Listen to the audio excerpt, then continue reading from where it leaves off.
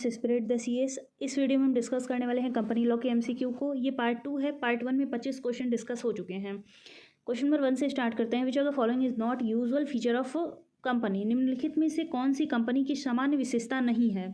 Separate legal entity, common seal और artificial judicial person, ये तीनों इसकी विशेषताएं हैं। लेकिन अनलिमिटेड लायबिलिटी इसकी विशेषता नहीं है, क्योंकि कंपनी में जितने भी सदस्य होते हैं उनकी लायबिलिटी लिमिटेड होती है। चाहे वो गारंटी तक हो, चाहे वो शेयर्स तक हो, उनकी लायबिलिटी हमेशा कैसी रहेगी? लिमिटेड रहेगी, यानी कि सीमित रहती है। असीमित दायित्व तो किस में रहता है? पार्टनरशिप में होता है।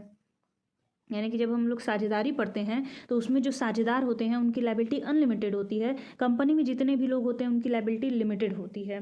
आई होप समझ में आया हो। इसी क्वेश्चन को दूसरे तरीके से पूछ सकता है कि निम्नलिखित में से कौन सी कंपनी की विशेषता है? तो उसमें से सेपरेट लीगल एंटिटी दे दिया, सार्वमुद्रा दे दिया, वैधानिक व्यक्ति दे दिया, फिर परपेचुअल सक्सेशन होता है। ऐसे करके 6-7 फीचर्स हैं, उसको एक बार आप पढ़ लीजिएगा। जैसे सेपरेट लीगल एंटिटी मतलब क्या होता है कि कंपनी का अपना अस्तित्व है। कंपनी कानून की नज़र में एक व्यक्ति है और जो उसके मेंबर्स होंगे उनका अपना अस्तित्व होता है, वो अलग व्यक्ति होते हैं। सार्वमुद्रा मतलब क्या होता है? जैसे हम लोग सिग्नेचर करते हैं। अब ये नेचुरल पर्सन है और मुझे साइन करना रहे तो मैं इस तरीके से कर दूंगी, लेकिन कंपनी किस तरीके से साइन करेगी? तो उसके लिए कॉमन सील बनाया जाता है, जिसको हम लोग मोहर बोलते हैं, तो वो होता है। और आर्टिफिशियल जुडिशियल पर्सन मतलब क्या है कि एक वैधानिक व्यक्ति है, प्राकृतिक नहीं है, नेचुरल नहीं है, ये मैन मेड है और इसको लॉ बनाती है, कानून बनाती है, इसीलिए इसको वैधानिक व्यक्ति बोला जाता है। और जितने भी मेंबर होते हैं उनकी जो दायित्व होंगे, लायबिलिटी होगी, वो सीमित होती है, असीमित नहीं होती है। क्वेश्चन नंबर 2 है, special resolution is one which requires. विशेष प्रस्ताव वह है जिसमें, तो विशेष प्रस्ताव में क्या होता है?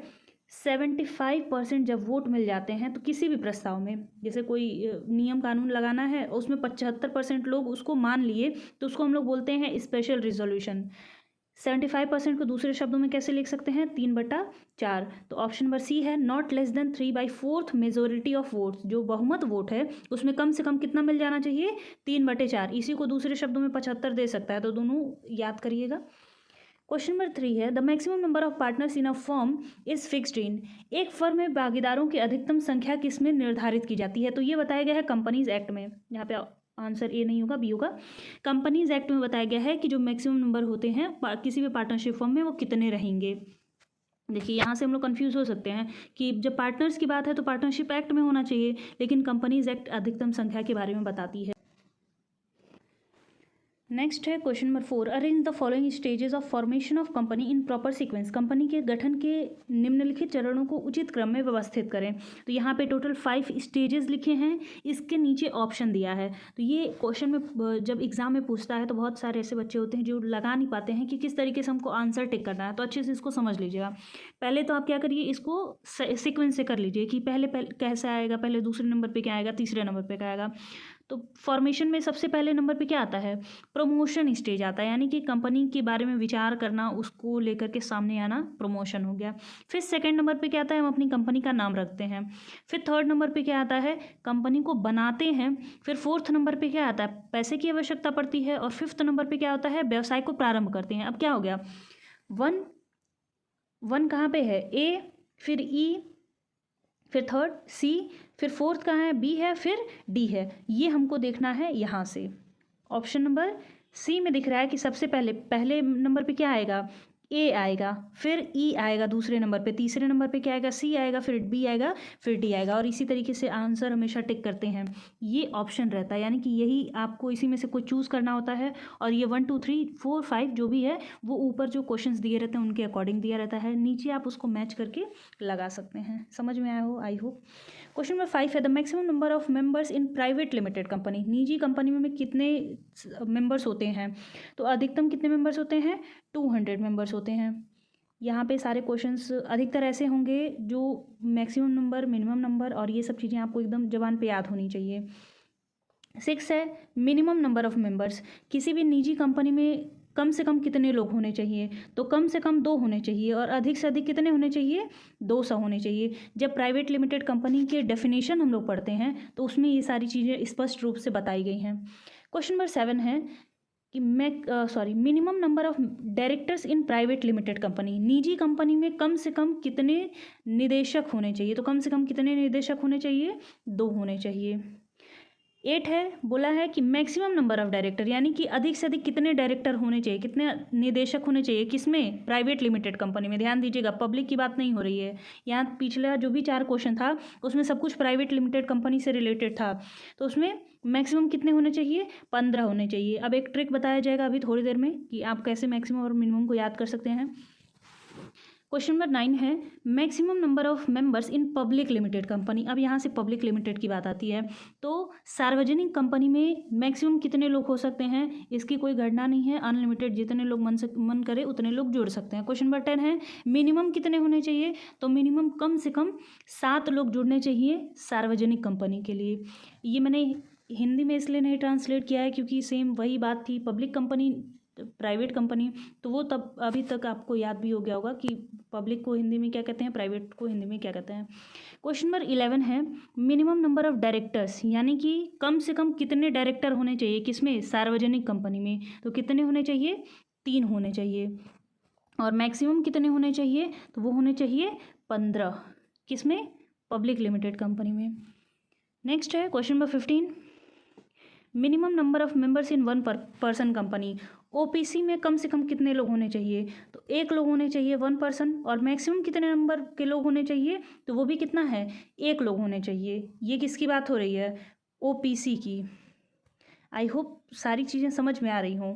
अभी एक बार में सब कुछ याद करा दिया जाएगा। फिर है question number 15, minimum number of directors in 1 person company.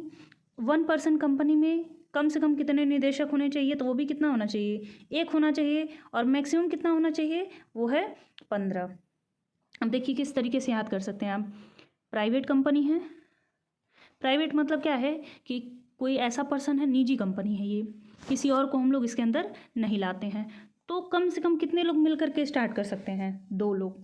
ज़्यादा से ज़्यादा हम लोग कहाँ तक जाएंगे, 200 तक जाएंगे। पब्लिक की बात आती है, तो पब्लिक कंपनी है यानी कि जनता के लिए कंपनी है, तो कम से कम कितने लोग मिलेंगे तब जनता की भलाई होगी, 7 लोग मिलेंगे। और ज़्यादा से ज़्यादा जितने लोग मिलते जाएं, यानी कि अनलिमिटेड। अब डायरेक्टर्स कैसे याद करेंगे, अगर पब्लिक कंपनी है, सॉरी प्राइवेट पहले लिखते हैं फिर पब्लिक कंपनी है।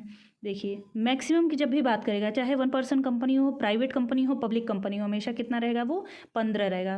प्राइवेट कंपनी है तो कितना रहेगा, 2 रहेगा, 2 लोग काम मिल करके चला सकते हैं। लेकिन पब्लिक की भलाई करनी है तो कम से कम 3 लोग जुड़ने चाहिए। लेकिन यहीं पर बात जब आती है 1 पर्सन कंपनी की, तो मिनिमम मैक्सिमम सब कुछ क्या रहता है, 1 रहता है। बस जब डायरेक्टर की बात आती है मैक्सिमम की, तो वो कितना जाएगा, 15 जाएगा। नेक्स्ट है question number 17, as per SEBI guidelines on issue of shares the application money should not be less than. जब अंश जारी किए जाते हैं तो आवेदन राशि कौन सी राशि से कम नहीं होनी चाहिए, किसके अनुसार, सेबी के अनुसार। ध्यान दीजिएगा कि ये सेबी के बारे में पूछा है, कंपनी एक्ट के अनुसार नहीं पूछा है। तो सेबी क्या बोलती है कि कम से कम कितना होना चाहिए, 25% of issue price of share, share के निर्गमन मूल्य का 25%। अगर शेयर को 100 रुपये में इशू किया जा रहा है तो एप्लीकेशन मनी कम से कम कितना होना चाहिए, 25 रुपये होना चाहिए। जैसे मान लेते हैं फीस टोटल 5,000 है, टोटल एप्लीकेशन हो गया, रजिस्ट्रेशन हो गया, सब कुछ मिला करके हम लोग 5,000 लेके चल रहे हैं। तो एप्लीकेशन जब आप लेने जाते हैं तो आपको कितना जमा करना है, 500 रुपया। यही चीज़ यहाँ पे है कि 100 रुपये का शेयर है, उसका 25% यानी कि 25 रुपया होना चाहिए एप्लीकेशन मनी। वहीं पर जब कंपनी की बात आती है, क्वेश्चन नंबर 18 है, मैंने साथ साथ इसलिए लगाए हैं ताकि दोनों में आप डिफ्रेंशिएट करके पढ़ सकें। क्वेश्चन नंबर 18 है, as per companies act guidelines on issue of shares the application money should not be less than. Company अधिनियम के दिशा निर्देशों के अनुसार शेयर जारी करने के लिए आवेदन की राशि किससे कम नहीं होनी चाहिए, तो ये कहते हैं कि 5%। अब 5% किसका, नॉमिनल वैल्यू का, यानी कि जो शेयर के, जैसे हम लोग इसको याद करते थे तो इसको बोला जाता है फेस वैल्यू, तो जो उसके मुंह पे छपा हुआ रहेगा उसका 5%। तो ऑप्शन नंबर ए इसका करेक्ट होगा। आई होप दोनों को आप अलग अलग करके समझ गए हों। क्वेश्चन नंबर 19 है, अ पब्लिक कॉरपोरेशन इज, एक सार्वजनिक निगम क्या होता है, any body corporate setup for business purpose, कोई भी ऐसा व्यावसायिक उद्देश्य से स्थापित किया गया corporate. A company registered under Indian companies act, भारतीय कंपनी अधिनियम के अंतर्गत पंजीकृत एक company. And undertaking constituted by any public authority किसी भी सार्वजनिक प्राधिकरण के द्वारा गठित एक उपक्रम, या फिर N undertaking constituted under a special enactment of either the parliament और द स्टेट लेजिस्लेचर, संसद या राज्य विधानमंडल के एक विशेष अधिनियम के तहत गठित एक उपक्रम। तो जो बॉडी कॉरपोरेट होता है वो संसद के द्वारा यानी कि पार्लियामेंट के द्वारा या लेजिस्लेचर के द्वारा गठित एक क्या होता है, उपक्रम होता है। इसके लिए एक स्पेशल एक्ट पास किया जाता है। क्वेश्चन नंबर 20 है, a private company can not be converted into public accompany by, एक निजी कंपनी को निम्नलिखित द्वारा सार्वजनिक कंपनी में परिवर्तित नहीं किया जा सकता है, गलती से, कानून के द्वारा, चॉइस से या जनता की मांग पर। तो कोई भी कंपनी है अगर वो प्राइवेट कंपनी है उसको पब्लिक कंपनी में कन्वर्ट करना है तो बाय डिफ़ॉल्ट मान लेते हैं कोई गलती कर दी, वो जैसे 200 मेंबर्स तक बोला गया है, 201 लोग हो गए उसमें, तो वो क्या कर सकते हैं, पब्लिक लिमिटेड कंपनी में वो ट्रांसफ़र हो सकती है। कानून कह देता है कि अब ये प्राइवेट कंपनी प्राइवेट नहीं रहेगी, पब्लिक बन जाएगी, या फिर प्राइवेट कंपनी खुद अपनी इच्छा से क्या कर सकती है, पब्लिक कंपनी में बदल सकती है। लेकिन जनता की मांग पर किसी भी प्राइवेट कंपनी को पब्लिक कंपनी में कन्वर्ट नहीं किया जाता है। नेक्स्ट है question number 21, clauses in memorandum of association, MOA में कितने खंड होते हैं, तो इसमें टोटल 6 होते हैं। क्वेश्चन नंबर 20 देखिए, क्लॉज मतलब क्या है, जैसे हम लोग पढ़ते हैं ना ऑब्जेक्ट क्लॉज, आई थिंक आप लोग पढ़े हों। फिर एक होता है लाइबिलिटी क्लॉज, कैपिटल क्लॉज, इस तरीके से नेम क्लॉज, ऐसे टोटल करके 6 क्लॉजेज हैं जो मेमोरेंडम ऑफ एसोसिएशन में लिखे रहते हैं। नेक्स्ट है question number 22, when a company done work beyond its object clause, जो अभी हम लोग क्लॉज की बात कर रहे थे उसी में बोला है कि मेमोरेंडम ऑफ एसोसिएशन में जो ऑब्जेक्ट क्लॉज दिया हुआ है, उद्देश्य वाक्य दिया हुआ है, उससे बाहर का कोई काम करते हैं, जैसे ऑब्जेक्ट मान लेते हैं ऐसे बना हुआ है, इसके बाहर का अगर कोई भी काम कंपनी करती है तो उसको हम लोग बोलते हैं डॉक्ट्रिन ऑफ अल्ट्रा वायर्स, यानी कि उद्देश्य से परे सिद्धांत। ऑप्शन नंबर ए इसका करेक्ट होगा। और कोई भी कंपनी जब अपने उद्देश्य क्लॉज के बाहर का कोई काम करती है तो उसको वॉइड कहते हैं, यानी कि उस काम का कोई भी मतलब नहीं है, वो क्या है, शून्य है। ऐसा कोई भी ठहराव क्या होगा, शून्य होगा। अगर वो शून्य है तो उसके ऊपर केस नहीं किया जा सकता है। आई थिंक समझ में आ रहा हो। क्वेश्चन नंबर 23 है, the written agreement between the partners is called, भागीदारों के बीच में लिखित समझौते को क्या कहते हैं, उसको हम लोग कहते हैं पार्टनरशिप डीड, साझेदारी संलेख हिंदी में कहते हैं। क्वेश्चन नंबर 24 है, document which includes the rules related with companies internal management, दस्तावेज जिसमें कंपनी के आंतरिक प्रबंधन से संबंधित नियम शामिल होते हैं, तो वो होता है अंतर नियम, यानी कि आर्टिकल ऑफ एसोसिएशन, इसको हम लोग शॉर्ट में बोलते हैं AOA। कैसे आप याद कर सकते हैं, आंतरिक है यानी कि अंदर का जितना भी रूल और रेगुलेशन होगा वो किससे संबंधित है, अंतर नियम से, यानी कि आर्टिकल ऑफ एसोसिएशन से। यहीं पिछले वीडियो में हम लोग पढ़े थे कि जब एक्सटर्नल मैनेजमेंट की बात आती है, एक्सटर्नल की बात आती है, तो वो किससे रिलेटेड होता है, मेमोरेंडम ऑफ एसोसिएशन से। उसको कैसे याद कर सकते हैं आप, ऑब्जेक्ट क्लॉज की तरह से याद कर सकते हैं। क्वेश्चन नंबर 25 है, in which order the following documents are prepared, किस क्रम में निम्नलिखित दस्तावेज को तैयार किया जाता है। सबसे पहले क्या तैयार किया जाता है, किसी भी कंपनी का मेमोरेंडम ऑफ एसोसिएशन, जब वो तैयार हो जाता है तो आर्टिकल ऑफ एसोसिएशन यानी कि 2nd नंबर पे, 3rd नंबर पे तैयार किया जाता है प्रॉस्पेक्टस, और 4th नंबर पे क्या तैयार किया जाता है, स्टेचुरी मीटिंग की नोटिस। तो ऑप्शन क्या होगा, CADB, यानी कि सबसे पहले मेमोरेंडम, फिर उसके बाद आर्टिकल, फिर उसके बाद प्रॉस्पेक्टस, और फिर सबसे लास्ट में वैधानिक मीटिंग के जो नोटिस होंगे वो तैयार किए जाएंगे। क्वेश्चन नंबर 26 है, the article of association establishes relationship between, अंतर नियम किन के बीच में संबंध को स्थापित करता है। मेमोरेंडम के बारे में हम लोग पढ़े थे, मेमोरेंडम किन के बारे में किन के साथ संबंध स्थापित करता है, कंपनी का और जो एक्सटर्नल पार्टीज़ हैं, इसीलिए इसको बाहर के जितने लोग होते हैं उनसे जोड़ने का काम कहा जाता है। तो बाहरी लोग से जोड़ता है, अंतर नियम नाम से स्पष्ट हो रहा है, यानी कि जितने लोग अंदर से जुड़े होंगे उनके बीच में संबंध स्थापित करता होगा। तो कंपनी और कंपनी के जो शेयर होल्डर्स होते हैं यानी कि अंशधारक होते हैं उनके साथ आर्टिकल रिलेशनशिप इस्टेब्लिश करता है। क्वेश्चन नंबर 27 है, promoter is a person who, प्रवर्तक कौन होता है। तो प्रवर्तक वो व्यक्ति होता है जो आइडिया लेके आता है, यानी कि कंपनी के इनकॉर्पोरेशन में पार्टिसिपेट करता है। Option number A. Question number 28 है, share premium received by issuing share can be used for, share जारी करने के प्राप्त शेयर प्रीमियम का उपयोग कहाँ पे किया जा सकता है। तो शेयर प्रीमियम का मतलब क्या है, जैसे हम लोग एग्जांपल में देख रहे हैं कि शेयर का प्राइस कितना है, 100 रुपया है, मार्केट में हमारे शेयर की डिमांड बहुत चल रही है, तो हम लोग क्या किए, इस शेयर का प्राइस बढ़ा दिए 120 रुपये कर दिए, तो जो 20 रुपये ज़्यादा मिल रहा है इसको बोला जाता है शेयर प्रीमियम। इस शेयर प्रीमियम का प्रयोग कहाँ पे किया जा सकता है? इशू ऑफ बोनस शेयर, यानी कि बोनस शेयर को जारी करने के लिए किया जाता है। कभी भी शेयर होल्डर को उसमें से भुगतान नहीं किया जाता है, लाभांश का भुगतान नहीं होता है, जो मैनेजमेंट होगा उसको रेम्यूनरेशन नहीं दिया जाता है और किसी भी उद्देश्य के लिए नहीं किया जाता है। कुछ 3 या 4 पॉइंट्स हैं जिसके लिए इसका प्रयोग किया जाता है, तो वहाँ तक जाने की ज़रूरत नहीं है, यहीं तक बस सीमित रहिए। क्वेश्चन नंबर 29 है, the debenture holders of a company are companies. Company के ऋण पत्रधारी कंपनी के क्या होते हैं? तो वो कंपनी के क्रेडिटर होते हैं। इसीलिए देखिएगा जो लाइबिलिटी साइड होती है उधर डिवेंचर्स के बारे में लिखा रहता है, डिवेंचर होल्डर इनको पैसा देना है, ये हमसे क्या है, लेनदार है, हमसे पैसा लेंगे।